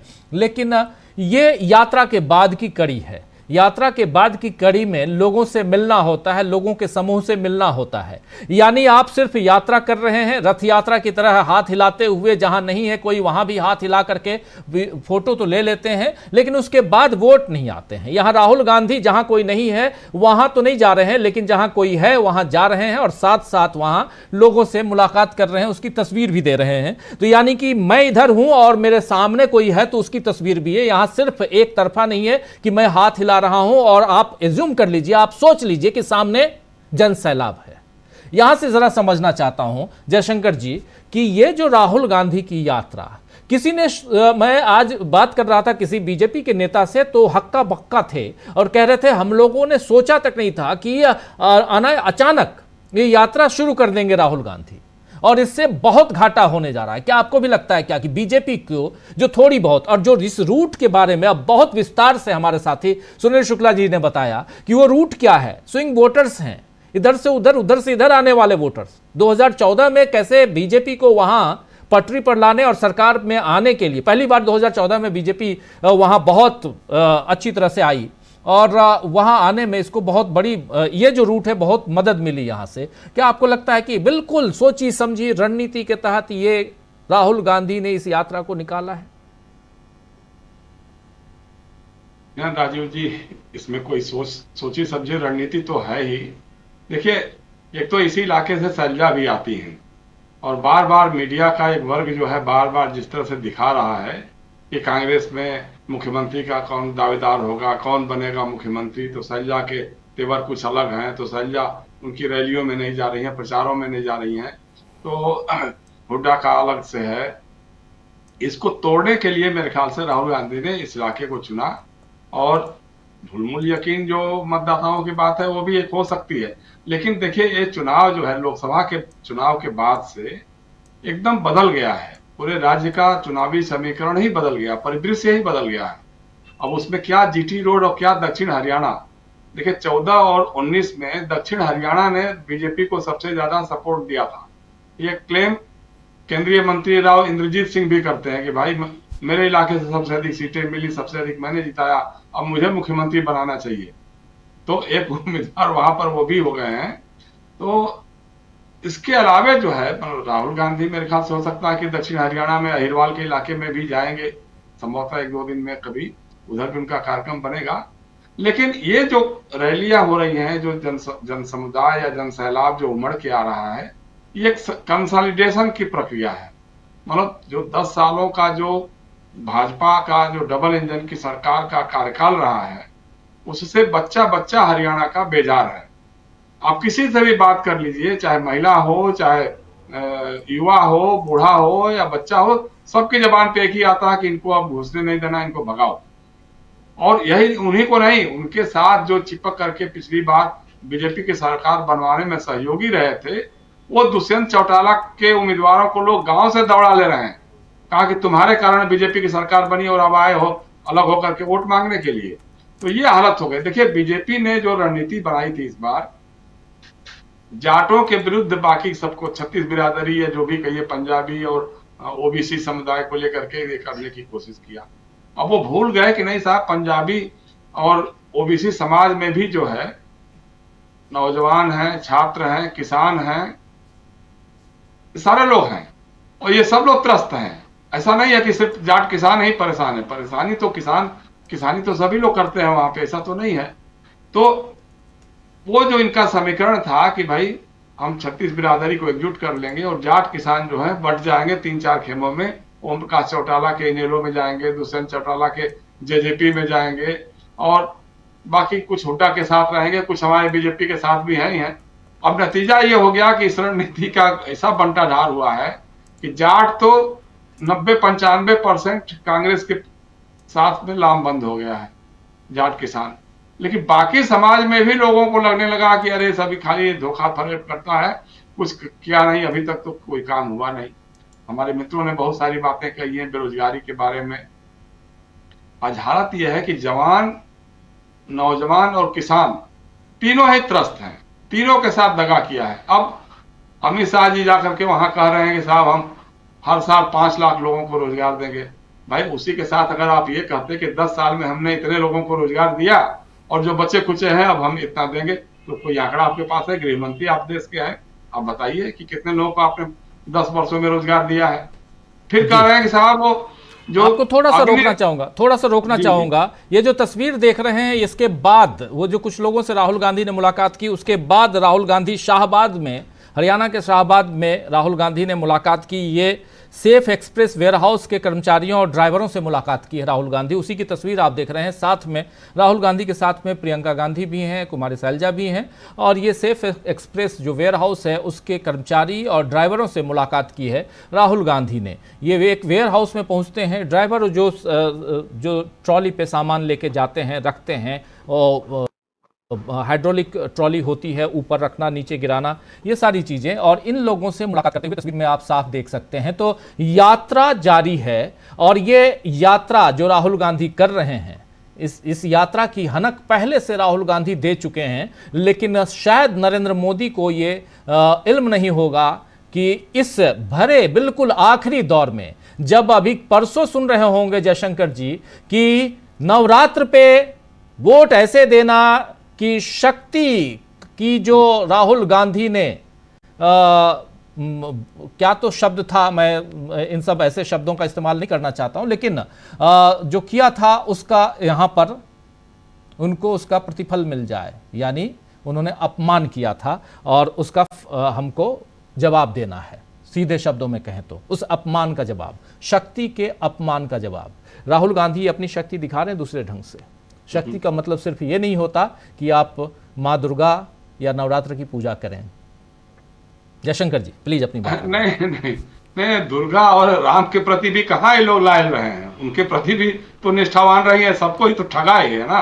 राम के नाम पर जो राजनीति की वो आज उनका हाथ देख रहे हैं कि अयोध्या हाथ से निकल गया, तो इसलिए ऐसा नहीं है। देखिए वो शक्ति करे चाहे जो भी करे, असल में अब मुश्किल क्या है कि इनके पास जो है पढ़ाई लिखाई कुछ है नहीं, वही घूम फिर करके धर्म की राजनीति, वही ईडी सीबीआई, और दोनों इनके जो मुद्दे रहे वो लोकसभा के चुनाव में बुरी तरह से फ्लॉप कर गए। राजनीतिक विरोधियों के खिलाफ जो कुछ भी इन्होंने किया उसका खामियाजा इनको भुगतना पड़ा, देश भर में हर जगह जहां किया इन्होंने, लेकिन उससे सबक लेने को तैयार नहीं, क्योंकि इनके पास कुछ और है नहीं। 10 साल में बताने के लिए नहीं है कि भाई हमने क्या काम किया, हमने क्या किया, रोजगार दिया कि नहीं दिया नौजवानों को, किसानों के लिए क्या किया। देखिए राहुल गांधी आज जब बोल रहे थे तो बार बार जो अडानी और अंबानी, अडानी का नाम ले रहे थे, आपको याद होगा कि हरियाणा में ही सबसे बड़े भंडार गृह सोनीपत के आसपास, सोनीपत पानीपत के आसपास अडानी ने बनवाया, इसको सैलो या क्या तो कुछ करते होंगे मेरे ख्याल से। वो सबसे बड़े भंडार गृह उन्होंने वहीं बनाए थे, ताकि वो जब कृषि कानून लागू हो जाएगा तो सारा वो अनाज हम खरीद लेंगे और जमाखोरी करेंगे और फिर बाद में जब चाहेंगे औने पौने दाम पे बेचेंगे। ये पूरी योजना जो है वो किसान आंदोलन ने फ्लॉप कर दी थी। इसलिए भी मुझे लगता है कि अडानी को टारगेट कर रहे हैं। और दूसरा ये बता रहे हैं कि भाई देखो कितनी तरह का भी दबाव आए, चाहे ईडी का हो, सीबीआई का हो या कारपोरेट लॉबी का भी हो, मुझे लगता है कि अडानी कंपनी से भी दबाव तो आते ही होंगे कि भाई क्यों बख्श दो, हमको भी जीने दो, तुमको भी जीने देंगे। लेकिन राहुल गांधी ने तय कर लिया कि नहीं, जो हम बात बोलते हैं उसको परिणति तक पहुंचाने का काम हम करेंगे, क्योंकि हमको मालूम है कि देश को जिस तरह से लूटा आप लोगों ने, कारपोरेट लॉबी ने जिस तरह से देश को लूटा है और किसानों को लूटा है, नौजवानों को लूटा है, जवानों को लूटा है, उसकी भरपाई हम ही कर सकते हैं। और हम आपके सामने झुकने वाले नहीं है और ना आपके सामने हम आपसे हाथ मिलाने वाले हैं। तो एक मैसेज जो है बहुत ही साफ सुथरा। और दूसरा यह है कि देखो, जैसे मैं बार बार यही कहता हूं कि राहुल गांधी ने लोकल कनेक्ट सीख लिया है, कैसे लोगों के साथ कनेक्ट करना है। जैसे जब भी कोई रैली किया या यात्रा पर निकल रहे हैं तो लोगों से जाकर के मिल लेना, उनके बीच में जाकर के उनकी समस्याओं को समझना, सुनना और फिर बोलना कि नहीं भाई हम आपकी बात उठाएंगे और जितना संभव हो सकेगा आपके लिए हम करेंगे। अब लोको पायलट्स का सवाल हो, डीटीसी के ड्राइवर्स हैं, कंडक्टर्स हैं, उनके बीच में से दिल्ली में बसों में घूम करके उन्होंने किया इस तरह के, या हरियाणा में जाकर के जैसे वो परिवार जो योजना है उसके बारे में जाकर के मिल रहे हैं लोगों से, उनकी समस्याओं को जान रहे हैं और कह रहे हैं कि हमारी सरकार आएगी तो उसका हम समाधान करेंगे। आज की तारीख में राजीव जी ये हो गया है कि नरेंद्र मोदी या अमित शाह जी की किसी बात पर किसी को यकीन नहीं हो रहा है। आप कुछ भी कहते रहिए, आप राहुल गांधी को गाली दीजिए, राजा बाबू बोलिए, कुछ भी बोल दीजिए, लेकिन उससे कोई फर्क नहीं पड़ रहा। आज राहुल गांधी को देश और देश का नौजवान, किसान, जवान सुन रहा है। आप जैसे मैं कह रहा था ना कि वो कह रहे थे अमित शाह जी कि साहब वो हम अग्निवीरों को जब रिटायरमेंट के बाद पक्की नौकरी देंगे, उनको पेंशन देंगे और क्या क्या। अरे भाई तो ये पहले ही क्यों नहीं कर दिया था, उसमें अरेंजमेंट क्यों नहीं कर दिया? जो आपने अग्निवीर योजना बनाई तो उसमें डाल देते कि भाई हाँ राज्य सरकारों में उनको नौकरी मिलेगी या उनकी परमानेंसी होगी, उनको पेंशन मिलेगा। इसमें किसने रोका था? तो ये सब जुमले जो हैं, अमित शाह जी खुद ही कहते हैं ना कि जो 15 लाख रुपए की बात तो जुमले थे, वही जुमले आज वो दोहरा रहे हैं चुनाव में जा करके। मुश्किल यह है कि कोई उनको सुनने को तैयार नहीं है, किसी का उन पर भरोसा नहीं है। लोग राहुल गांधी की बातों को सुन रहे हैं और एक एक बातों को याद कर रहे हैं कि इस नौजवान ने पिछले 10 वर्षों में जो जो कहा था वही वही बातें सही होकर के आई है, और जो वो गारंटी देता है, जो वो कहता है, वो बात सच होकर के आती है। लोगों में भरोसा जमने लगा है। इसलिए राजीव जी मैं कह रहा हूं कि हरियाणा का चुनाव तो पहले से ही लगभग डिसाइडेड था कि कांग्रेस वहां बड़े समर्थन के साथ जीत करके आ रही है, ज्यादा सीटें लेकर के आ रही है। अब राहुल गांधी की जो रैलियां हो रही हैं या उनका जो प्रियंका साथ में जा रही हैं, घूम रही हैं, उनकी जो बातें हो रही हैं, उससे वो कंसोलिडेशन बढ़ रहा है। कार्यकर्ताओं को अब मुस्तैद रहने के लिए कहा जा रहा है कि भाई अब इनके पास एक ही मात्र उपाय रह जाएगा, वही ईवीएम और चुनाव आयोग का डर दिखा करके लोगों को कि अरे भाई वोट दे करके भी क्या फायदा होगा जब ईवीएम से कुछ और ही निकलेगा। तो कार्यकर्ताओं को सुनियोजित ढंग से समझाने की कोशिश हो रही है, उत्साहित करने की बात हो रही है, उनका मनोबल बढ़ाने की बात हो रही है कि भाई जीत तुम्हारी पक्की है, बस धैर्य नहीं खोना है और मतदान से लेकर के मतगणना तक मुस्तैद रहना है। मुझे लगता है कि ये बातें हो रही हैं और लोग इसको समझ रहे हैं। इसलिए राजीव जी मुझे तो अभी की हालत में लग रहा है कि कम से कम 60 सीटें तो कांग्रेस की झोली में आने जा रही है। हो सकता है कि आने वाले दिनों में अगर ये 70-75 का आंकड़ा पहुंच जाए तो भी बहुत बड़ी बात नहीं होगी, क्योंकि हरियाणा ने इस तरह का देखा है कि जिसको दिया तो खूब दिया, जिसको साफ किया तो पूरी तरह से साफ कर दिया। हमने वो भी देखा है कभी जमाना। इसलिए हार्ट अटैक मत करवाइए, आप हार्ट अटैक करवा रहे हैं। लोग 60 से गिनती शुरू कर रहे हैं, आप 75 तक जा रहे हैं। कितनों के हार्ट अटैक करवाएंगे आप? कुछ लोग हमारे इसी चैनल पे कमेंट बॉक्स में कमेंट लिख रहे हैं आएगा तो मोदी ही, उनका हार्ट अटैक हो जाएगा। अच्छी बात नहीं, लेकिन राजीव जी यही बात तो हम लोकसभा के चुनाव में भी कह रहे हैं कि गिन लीजिए आप 240 से अधिक नहीं मिलेगा जी। तो अब उसमें किसी को हार्ट अटैक हो तो उनको पहले दिल के कमजोर लोग हम लोगों की बातें कम सुने, यही कह सकता हूँ। और क्या कह सकता हूँ मैं, और थोड़ा एहतियाती उपाय कर ले। लेकिन सच्चाई आज हरियाणा की यही है कि वहां मतलब कोई एक तबका बता दीजिए जाकर के, आप जाकर के खुद ही, हम लोग घूमते ही रहते हैं, हमारे लोग भी जाते ही रहते हैं, कहीं से भी बताते हैं कि हाँ जी बहुत बढ़िया खट्टर साहब ने काम किया। अरे भाई खट्टर साहब ने बहुत बढ़िया काम किया तो उनको चुनाव से पहले हटा क्यों दिया जी? सवाल ये है ना। और जब जिसको लाए आप सैनी जी को लाए, सैनी जी के रहते हुए लोकसभा की आधी सीटें खिसक गई, भाजपा के वोटों में 12% की सेंध लग गई, 12% आपके वोट कम हो गए, कांग्रेस का मत प्रतिशत जो है 15% बढ़ गया, तो भाई सैनी जी भी गायब हो गए। तो इसका मतलब कि आपका कोई भी उपाय जो है वो कारगर नहीं हो रहा है। और मुख्यमंत्री बनने के दावेदार खड़े हैं, और अनिल विज साहब तैयार हैं एकदम, बोले कि नहीं साहब अब हम ही को बनना है। उधर से खट्टर कह रहे हैं कि नहीं हो सकता है कि मैं ही दोबारा आ जाऊं।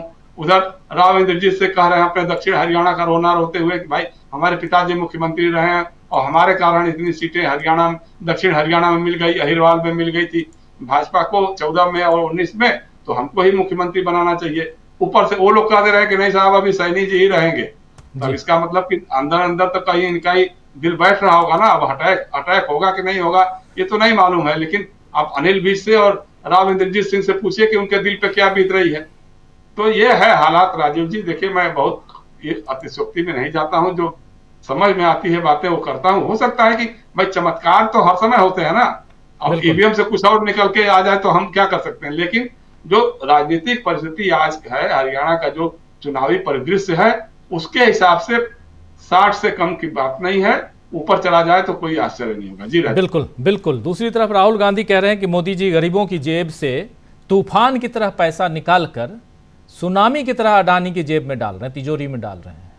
और मेरी सरकार आएगी तो मेरा लक्ष्य यह है कि जितना पैसा उन्होंने अपने मित्रों को, इन्वर्टेड मित्रों को दिया है, उतना पैसा हिंदुस्तान के गरीबों, शोषितों और वंचितों को दूंगा। आइए जरा सुन लेते हैं राहुल गांधी की ये बात। और सीधा प्रशांत जी आपके पास ही आना चाहता हूं, यहां से फिर जरा आगे बढ़ेंगे। उधर जम्मू में कल चुनाव है और कल सुबह 9:30 बजे से लाइव हम आपके बीच लेके आएंगे। लगातार आप देख रहे हैं जम्मू कश्मीर के चुनाव पर हमारा स्पेशल कवरेज। तो कल फाइनल राउंड है जम्मू कश्मीर में, वो आप सुबह सुबह देखेंगे 9:30 बजे से लाइव। और लेकिन उससे पहले जरा जम्मू कश्मीर से लेकर और क्यों बीजेपी उधर जम्मू कश्मीर और हरियाणा के चुनाव को तो छोड़ चुकी है, लेकिन महाराष्ट्र पर क्यों बीजेपी आश्रित हो गई है, ये भी समझेंगे। उससे पहले राहुल गांधी सुनामी की तरह नरेंद्र मोदी पैसा निकालते हैं गरीबों की जेब से, और नहीं तूफान की तरह निकालते हैं, सुनामी की तरह तिजोरी में डाल देते हैं, अदानी की तिजोरी में। सुनते हैं जरा। गरीब लोगों की जेब में कितना पैसा जा रहा है और जेब में से कितना पैसा निकल रहा है, ये मेरा इक्वेशन है और इसको मैं छोड़ने वाला नहीं हूं। जहां भी मुझे मौका मिला, जो इस देश को चलाते हैं, किसान, मजदूर, गरीब लोग खून पसीना देकर चलाते हैं, जहां भी मुझे दिखा उनके बैंक अकाउंट में पैसा डालूंगा। मोदी जी आपकी 24 घंटा रिस्पेक्ट करें, मगर 24 घंटा आपके जेब में से पैसा निकलता जाए तो सम्मान हो सकता है, मगर भूखे मर जाएंगे। तो सम्मान की जगह है, मगर मेरे लिए उतना ही जरूरी सवाल कि हमारे गरीब लोगों के जेब में उनके बच्चों की शिक्षा के लिए, स्वास्थ्य के लिए, भविष्य के लिए बैंक अकाउंट में कितना पैसा है। सीधी सी बात। अदानी जी के बारे में सोचिए, हर सुबह 24 घंटा उनके बैंक अकाउंट में धड़ाधड़ धड़ाधड़ धड़ाधड़ धड़ाधड़ पैसा आता है, नॉन स्टॉप। मतलब जैसे सुनामी आती है ना, और जितना ही पैसा उनके बैंक अकाउंट में सुनामी जैसे घुस रहा है, उतना ही पैसा आपके बैंक अकाउंट में से तूफान जैसे पैसा निकलता जा रहा है। और मेरा लक्ष्य, मैं बता रहा हूं आपको, याद रखो, जितना पैसा इन्होंने अदानी अंबानी को दिया है, उतना पैसा मैं हिंदुस्तान के किसान, मजदूर, गरीब, दलित उनके जेब में डालने वाला हूं। एक ना एक तरीका निकाल कर, एमएसपी दिलवाकर, कर्जा माफ कर मैं बता रहा हूं, जितना नरेंद्र मोदी ने इनको दिया ना, आप देख लेना, उतना पैसा हम कांग्रेस पार्टी में गरीबों को देने वाले हैं। सिंपल। तो सुन रहे थे आप सीधा यहां क्या कुछ करने वाले हैं, और शोषितों, वंचितों, गरीबों, दलितों सबके लिए ये कह रहे हैं यहां राहुल गांधी। जरा प्रशांत टंडन जी यहीं से समझना चाहता हूं आपसे कि एक तरफ राहुल गांधी बहुत ही आत्मविश्वास से लबरेज नजर आते हैं, तो दूसरी तरफ ये जो चुनौती पेश कर रहे हैं, इसका असर क्या दूसरे राज्यों पर भी पड़ने वाला है जहां विधानसभा चुनाव हैं। आज गाय को राज्य माता घोषित करने के लिए एकनाथ शिंदे की सरकार महाराष्ट्र में उसकी कैबिनेट ने मंजूरी दे दी। अब गाय, वो भी जो हिंदुस्तान की गाय है, उसको राज्य माता घोषित कर दिया गया। क्या इसका फायदा मिलेगा, या इसका हाल भी वही कर्नाटक जैसा होगा?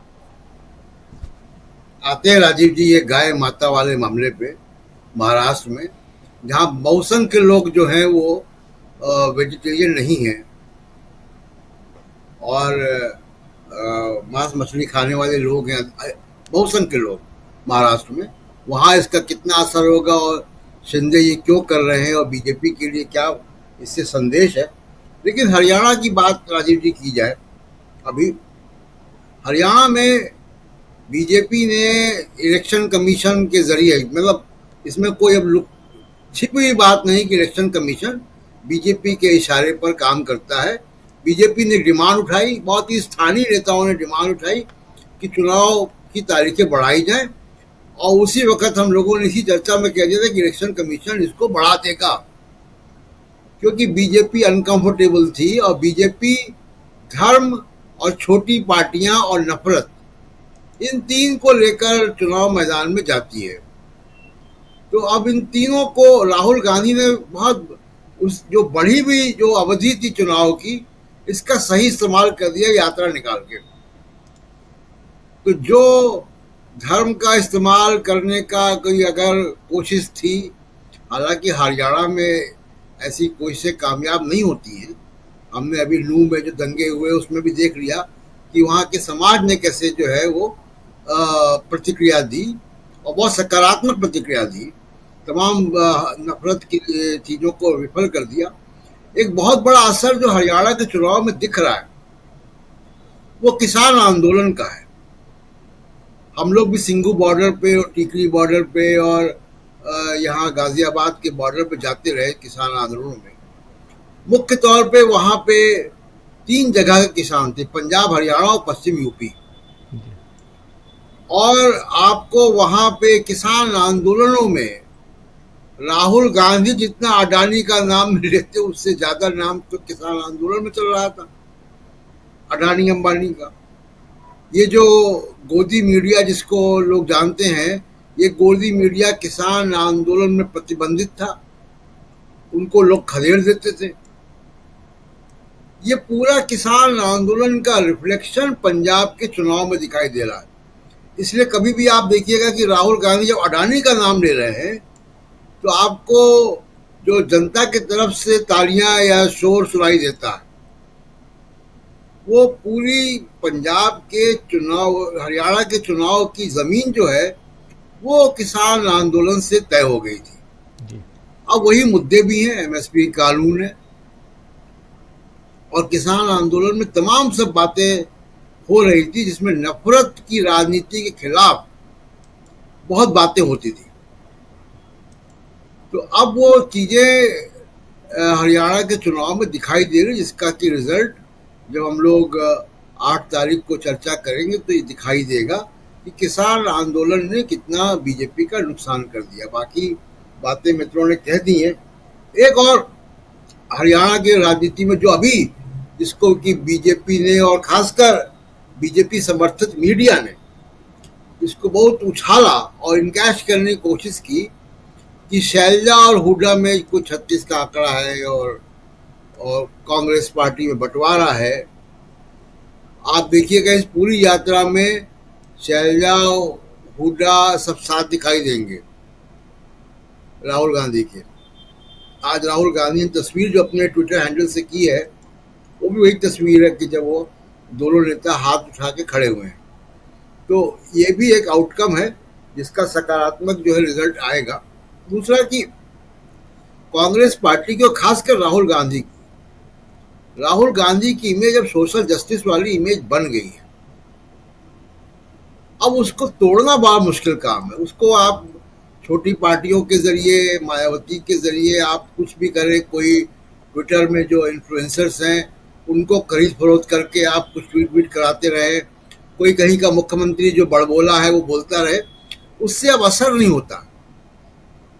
अब वो बहुत सीमेंट हो चुका है, कंसोलिडेट हो चुका है कि राहुल गांधी सोशल जस्टिस के मामले पे अनकॉम्प्रोमाइजिंग है और वो उनकी नीयत में कोई अब जो है खोट नहीं है। तो ये बात जो है वो चली गई है समाज में गहराई से। तो तमाम जो वंचित समाज के लोग हैं उनका समर्थन राहुल गांधी को मिल रहा है और इस इलेक्शन के बाद आप देखिएगा कि उस पर एक तरीके से मोहर भी लगेगी और आगे की राजनीति का रास्ता भी साफ होगा। जहां तक आज नायडू और शिंदे जी की बात है, देखिए अचानक ये क्या कर रहे हैं, अचानक इन लोगों ने हिंदुत्व की पॉलिटिक्स करना शुरू किया है। एक ने तिरुपति लड्डू के माध्यम से और दूसरे ने गाय को राज्य माता बना के। ये बीजेपी के लिए अच्छी खबर नहीं है। ये बीजेपी का जो समर्थन बेस है उसको उसमें एंट्री करने की बात कर रहे हैं। और हरियाणा, जैसे मैंने शुरू में कहा राजीव जी, हरियाणा में मोदी और अमित शाह, बीजेपी इस वक्त कहीं नहीं, हर मोदी अमित शाह जो है वही है। मोदी और अमित शाह ने हरियाणा में सरेंडर कर दिया है। ये ब्यूरोक्रेसी भी मान रही, तमाम लोग मान रहे हैं, अंदर के लोग। फोकस अब महाराष्ट्र में है, और महाराष्ट्र में इन दोनों के लिए सबसे बड़ा सरदर्द एकनाथ शिंदे हैं। और महाराष्ट्र का जो जो जिसकी चर्चा राहुल गांधी बार बार करते हैं कि चक्रव्यूह, तो महाराष्ट्र का चक्रव्यूह मोदी अमित शाह तभी तोड़ सकते हैं जब ये एकनाथ शिंदे को मैनेज करें, क्योंकि एकनाथ शिंदे अब इनके लिए एक नया सरदर्द है। वो मुख्यमंत्री बने रहना चाहते हैं चुनाव के बाद भी, अगर चुनाव जीतते हैं तो, और वो बीजेपी को स्पेस नहीं देंगे। यही काम चंद्रबाबू नायडू भी कर रहे हैं। देखते हैं कि सुप्रीम कोर्ट उनकी कितनी हवा निकालता है, लेकिन दोनों का मंशा यही है कि हिंदुत्व की पॉलिटिक्स अब रीजनल पार्टीज जो इनके सहयोगी वो भी कर रहे हैं। पिछले सहयोगी अपनी राजनीति को नहीं छोड़ते थे, इन लोगों ने अपनी राजनीति को छोड़ा है। एक मंशा ये भी हो सकती है कि शिवाजी की जो मूर्तिगिरी, जो एंटी इनकम्बेंसी है, वो गाय के सहारे उसको रिपेयर किया जाए। वो होता नहीं दिखता। रखिए, महाराष्ट्र उत्तर प्रदेश नहीं है। महाराष्ट्र सामाजिक आंदोलनों की जगह है। बिल्कुल, वहाँ ज्योतिबा फुले, अंबेडकर, सावित्रीबाई फुले, तमाम सामाजिक सुधारक, समाज सुधारक वहाँ हुए हैं। वहाँ पे आप गाय की राजनीति नहीं कर सकते। वहाँ पे सामाजिक न्याय की जड़ें बहुत मजबूत है और शताब्दी पुरानी है। जी बिल्कुल, आप सही कह रहे हैं। जरा समझते हैं प्रकाश जी के जरिए। प्रकाश जी, बहुत नज़दीक से महाराष्ट्र की राजनीति को आप देखते हैं, जानते हैं। जरा आपसे समझूं कि जो आज गाय को राज्य माता का दर्जा देने का जो फरमान जारी हुआ है, खासकर जिसको कैबिनेट ने पास कर दिया है, एकनाथ शिंदे की कैबिनेट ने, और इसका क्या असर होने जा रहा है? क्या चुनाव पर असर पड़ेगा? और क्या जो इधर हरियाणा में जो राहुल गांधी की यात्रा चल रही है, कल राहुल गांधी की यात्रा का रूट मैप भी आ गया है, उस पर चर्चा करेंगे। लेकिन उससे पहले हरियाणा में राहुल गांधी की यात्रा, नरेंद्र मोदी और अमित शाह का बिल्कुल मैदान छोड़ देना, बीजेपी के नेता और कार्यकर्ताओं में सिर्फ और सिर्फ उत्साहवर्धन बना रहे, उसके लिए उत्साह बना रहे, उसके लिए थोड़ी बहुत रैलियां करना, इस सब का असर महाराष्ट्र पे पड़ने जा रहा है क्या? महाराष्ट्र का चुनाव कितना दिलचस्प माना जाएगा आने वाले समय में, और कितना मुश्किल माना जाए बीजेपी के लिहाज से? एकनाथ शिंदे ने जिस तरह की, जिस किस्म के गाय को राज्य माता का दर्जा देने की बात कही है, उन गायों की संख्या तो बहुत ही कम है। आप पाएंगे कि महाराष्ट्र में दूध के लिए मूलतः भैंस का उपयोग होता है या संकर जाति की गायों के बारे में। तो इन गायों की संख्या बहुत कम है। ये केवल उन लोगों को भरमाने के लिए है कि भाई देखिए हम गाय की कितनी इज्जत करते हैं। उन्होंने पूरे गोवंश को सम्मान नहीं दिया है, केवल एक खास इंडिजिनस प्रजाति की गाय को ही दिया। तो बहुत फर्क इसका नहीं पड़ेगा। दूसरी बात जो अभी प्रशांत जी ने कही कि महाराष्ट्र वो राज्य है जहां सामाजिक सुधार के आंदोलन चलते रहे, तो लोग इन बातों से बहुत प्रभावित नहीं होते। लेकिन हाँ, जिस तरह शिवाजी की प्रतिमा गिरी, जिस तरह धारावी का गुपचुप काम चल रहा है, मतलब धारावी के उद्धार की योजना बनी, अडानी को दी गई, और अडानी को जितनी जगह चाहिए उससे लगभग 2.5 गुनी जगह दी जा रही है, मतलब 2,500 एकड़ के आसपास, जबकि उसका 1/3 के लगभग ही धारावी है। तो ये तो ऐसा ही हुआ राजीव जी की किसी की पटलून जरा ढीली हो गई तो उसने दर्जी से कहा कि भी मेरी पटलून ठीक कर दीजिए। तो उसने कहा पटलून दे जाइए, मैं पटलून का बचा हुआ कपड़ा रख लूंगा और साथ में इसका कोट और जैकेट भी मुझे दो, तभी मैं पटलून ठीक करूंगा। तो बड़ी हास्यास्पद बात है। आपको धारावी का सुधार करना है, धारावी का सुधार कर दीजिए, कौन रोक रहा है आपको धारावी का सुधार करने से? लेकिन मुद्दा धारावी के बहाने अगर आप लूट करने की कोशिश करेंगे तो ये वहां के लोगों को समझ में आ रहा है। दूसरी बात है कि जो झोपड़पट्टी वाला 2000 तक के पहले आया उसे ही मुफ्त में मकान मिला। तो मकान कितना, 260।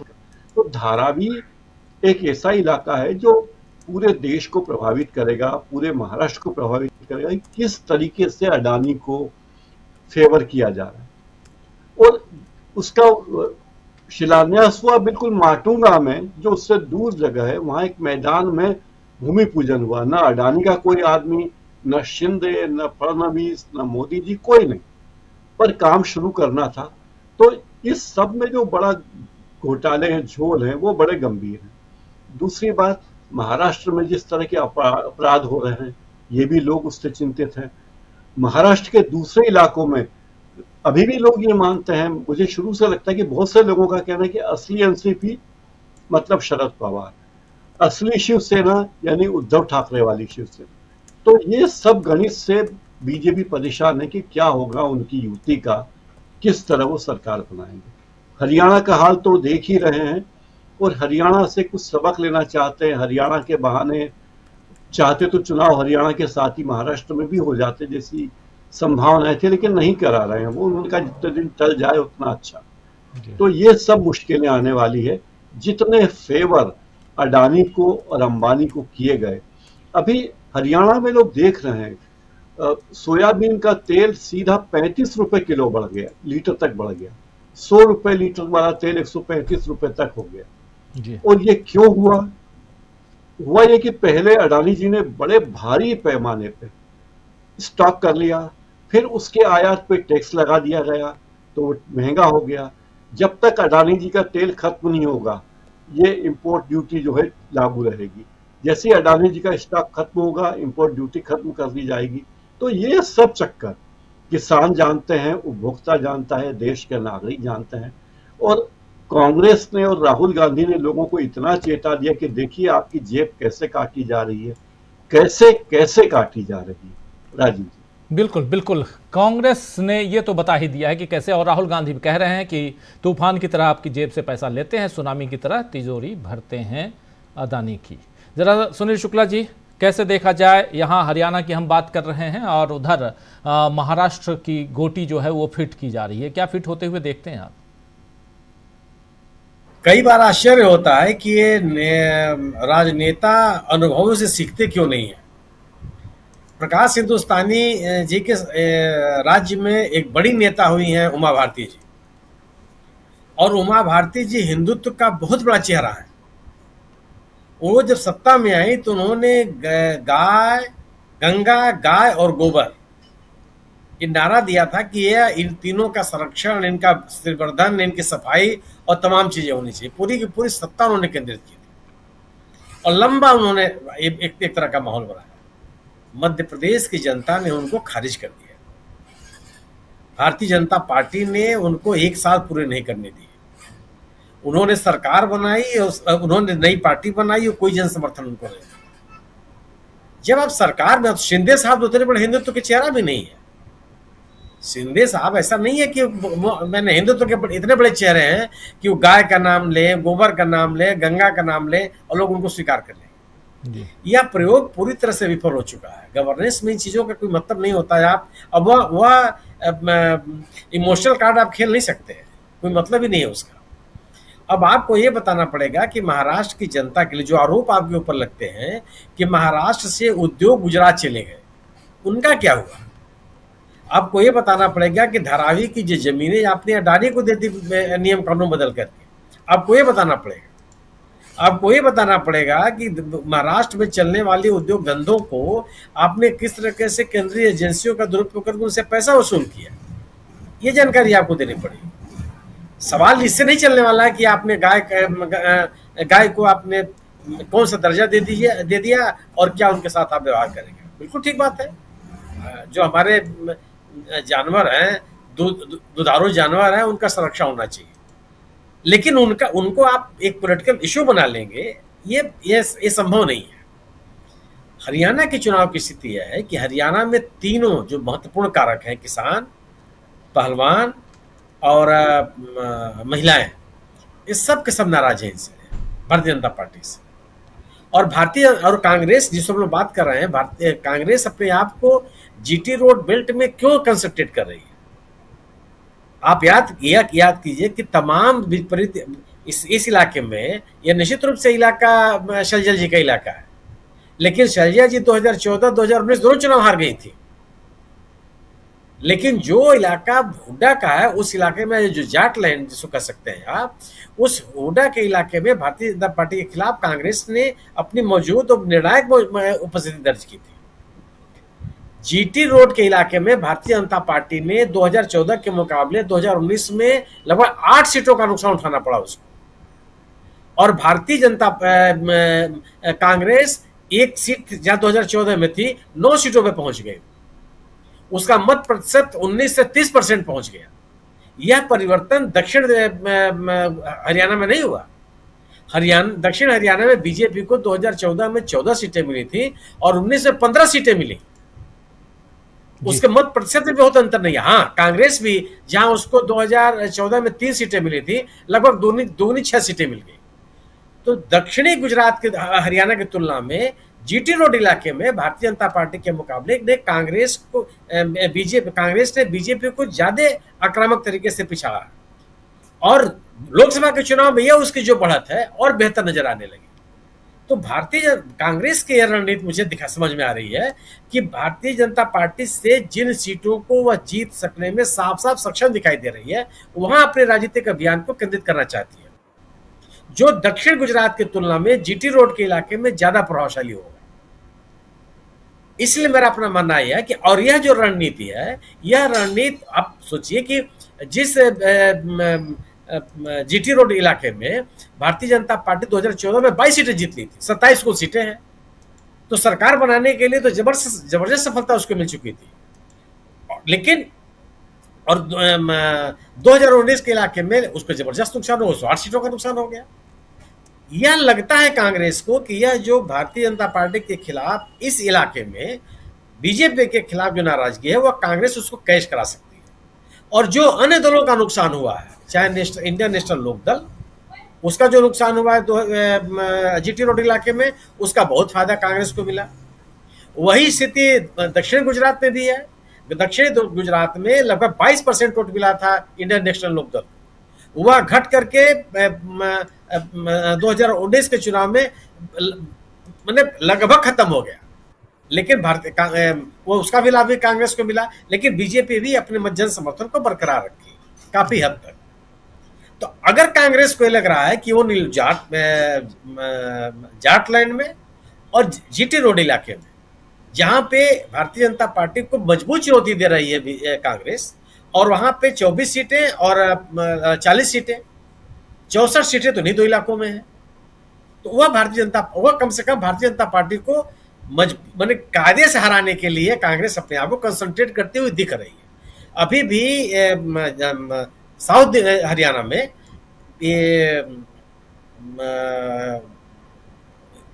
जो अभी कैबिनेट मिनिस्टर है केंद्र में भी, जिनका मैं नाम भूल रहा हूं, जो कांग्रेस से होकर के बीजेपी में गए, उनकी मौजूदगी मानी जाती है उस इलाके में भी। कई जिलों में उनका असर है, वो बीजेपी को उससे फायदा भी उनको होता है।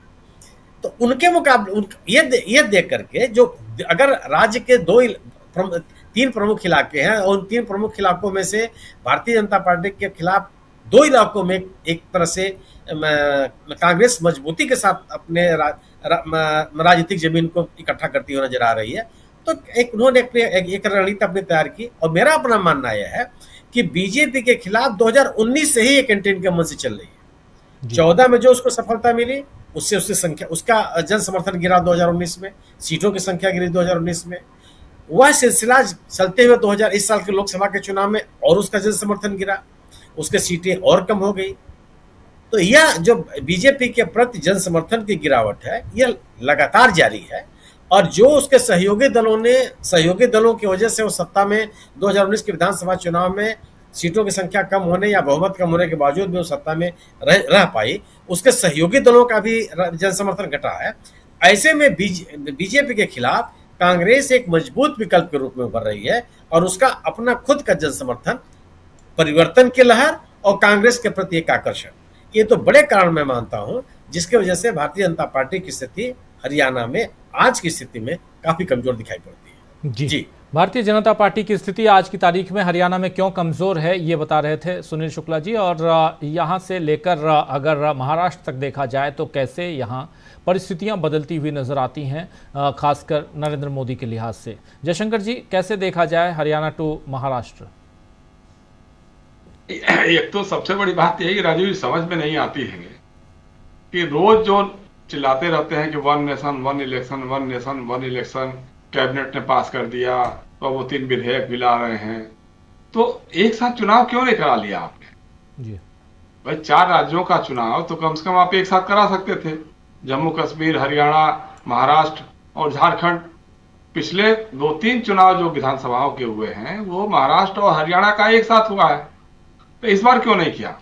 इस बार इसीलिए नहीं किया कि उनको लग रहा था कि हरियाणा में अगर हार रहे होंगे तो थोड़ा सा महाराष्ट्र में एहतियाती उपाय करेंगे, जैसा कि उपाय अभी दिखाई दे रहा है कि आज कल मैं देख रहा था कहीं अखबार में शायद वो 10 या 11 हजार करोड़ रुपए की कोई योजना उन्होंने महाराष्ट्र के लिए शुरू की है। और इधर एकनाथ शिंदे ने एक नया शिगुफा चलाया है, कैबिनेट से पास कराया है गाय को, देसी गाय को राज्य माता का दर्जा देने की बात।